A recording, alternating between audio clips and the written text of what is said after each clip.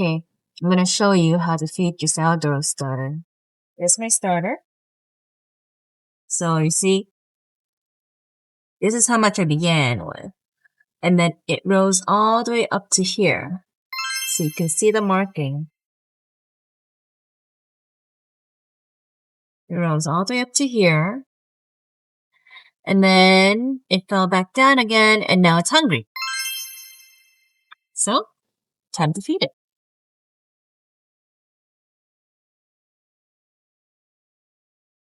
First, you have to turn the scale on.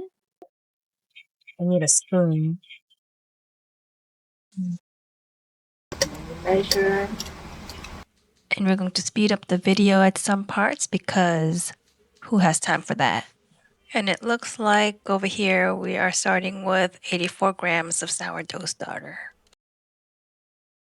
Zero it out.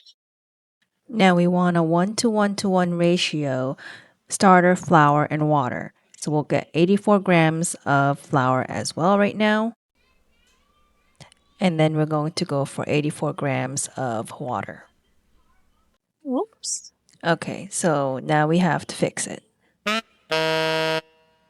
So we'll speed up me fixing it. All right, good enough. And here we're going to mix until it's all incorporated. And then we will put it in our jar so it can double up in there.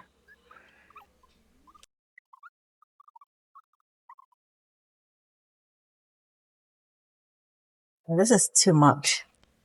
Now, when I say it's too much, I'm thinking about when it's going to double up and when it is doubled up, overflowing. And I don't want to clean up the overflow. So I'm going to go ahead and transfer some into another jar.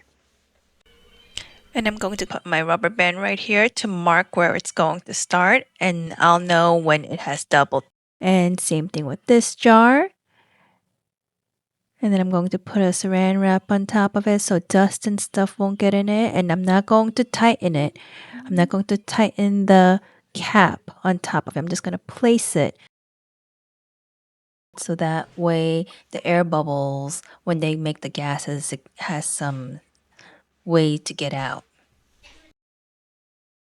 Okay, and we're going to make sure we have the rubber band placed exactly where we start. That way we know when it doubles.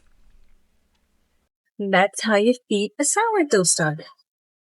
See, this right here is like tripled. Look at how much it went up. This is a good time to use it as an ingredient.